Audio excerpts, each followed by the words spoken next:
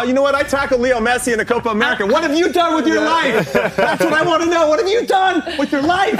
Have you tackled Messi in the Copa America? You haven't. How many times do you watch that before going to bed at night? Argentina has secured a spot in the Copa America knockout stage, but the match was far tougher than expected. Chile put up strong resistance, forcing Argentina to fight until the very end.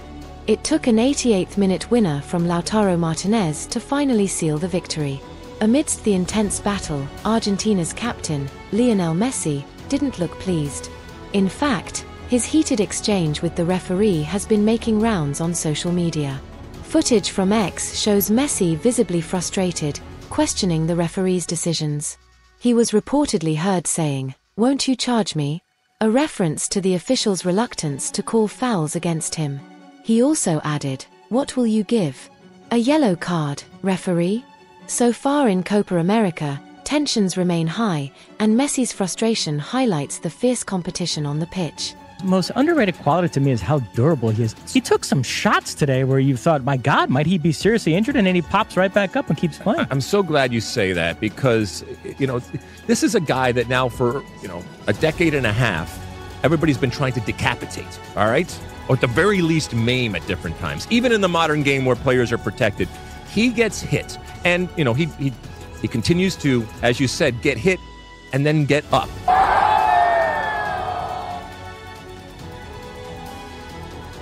Several critics have called out Argentina for their heavy reliance on Lionel Messi. ESPN's expert summed it up perfectly, capturing the concerns surrounding the team's dependency on their captain. Messi dependencia. We've heard that term a lot around his teams in the past. Do you think Argentina might lean on him a little too much? Are there enough? If I'm playing with Lionel Messi on the same team, I'm giving him the ball and I let him resolve the situation, and then I'll run off the ball. I'll find a space somewhere else because I know that he's going to find me. If that's a dependency on Lionel Messi, then so be it. I think this was far more apparent in years past. What we have seen is that Lionel Scaloni has found a way to make this team about the group, but Messi elevates the group. Right. So you have a team that defensively, very solid, very consistent through the midfield, productivity coming out of the midfield, and then the guys who are playing up top with Lionel Messi, you have in Julian Alvarez, a guy who's gonna run endlessly. Di Maria will run endlessly, even at his age. He's still running in behind. And so all these guys run around for Lionel Messi so that when he gets the ball, then he's able to do something magical. He's able to do something special. I think Scaloni has figured out a plan that worked in Copa America, that worked in the World Cup, and I expect it to continue working even now in this edition of Copa America. After just 10 games, the tournament's organizing committee is already facing a wave of complaints. Fans, media members, and even players have voiced concerns over logistical issues, raising questions about the event's management. Buenos jugadores en una cancha que es un desastre. La verdad nos complicó un poco, pero no sé, podríamos haber metido mucho más gol. ¿Estaba tan mal la cancha? Sí, un desastre. Y mismo corriendo iba saltando. Bueno, yo creo que tenemos que mejorar en ese aspecto, si no la Copa América siempre va a ser un nivel un poco más bajo de la Eurocopa. I have to say, and it's going to sound like excuses, but I'd like to... All teams play on the same pitch. I get that. I'd like to explain the nuance as to why that hinders Argentina more than it does Chile. It slows the game down, number one. Argentina is not like Colombia in the sense that Colombia is very vertical and they can threaten very vertically. Argentina needs to enter in a rhythm and have possession and move the ball quickly. And I don't think the pitches that are so heavy allows them to. Again, especially coming from an Argentine, whatever's clipped on social, it's going to sound like I'm making up excuses for Argentina. I think it's a reason as to why. Right. I think it's a reason as to why Argentina isn't allowed to find rhythm. Again, they should. They're world-class players that can switch that. And that can offer a solution. Tell me how common it is to see what I saw, I'm assuming about 4 times, which was a pass made to Messi centrally. Messi immediately gets surrounded by about 3 defenders. Where normally we'd see Messi be able to get his way out of that. Obviously, he's slowed down in his age. He's dealing with an injury. And no one's making themselves available for a pass. People are seemingly ball watching or watching Messi do his thing, almost leaving him alone. It it gave me the idea that I'm not sure everyone was on the same game plan until a little bit later. I think until Chile starts to build momentum, it almost shocked Argentina back. I think Argentina assumed their first few chances were going to go in. I'm not exactly sure what the situation there was, but it seemed like they weren't playing in fifth gear. Seems like they were playing in third and then had to turn it up as the game went. Is Argentina feeling the pressure of being the defending champions? It seems to be the other way around. They're embracing it in true Argentine fashion, playing with confidence and determination rather than being weighed down by expectations. There's a difference between negative pressure and positive pressure.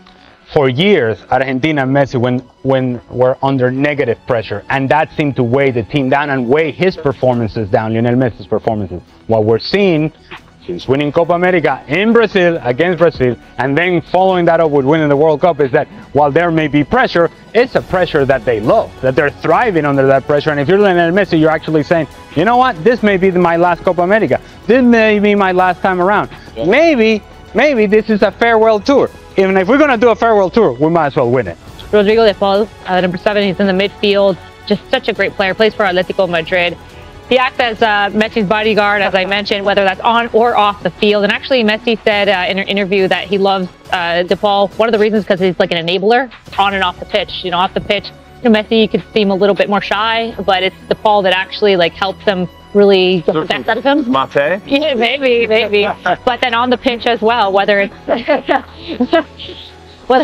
on the pitch as well, he just helps him, you know, with supportive runs, whether it's in the attack and defensively. That's what lets Messi not have to run. That's why you see him walking so much, because he conserves his energy. But it's a dirty work, whether it's McAllister or Paul doing that in box to box. So definitely look out for De Paul today.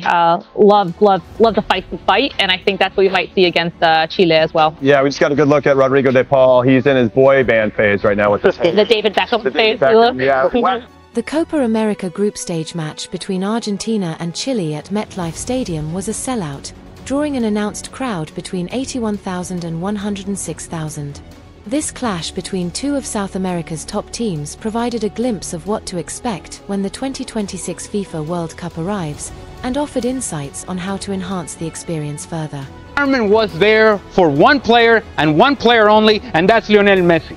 So it's like Inter Miami 2.0 sort of situation. It doesn't feel like a World Cup qualifier, does it? No. There were moments in that game that was a celebration of Messi, not the tension of a Copa America over a Euro match. That has that sort of weight, that sort of pressure, that sort of intensity from the fans in the stadium. It's a celebration of Lionel Messi. And look, I'm not blaming that on those that make this decision. I'm just telling you that that's the reality. So much so, I can guarantee you this, and this is speculation on my part, but I don't care.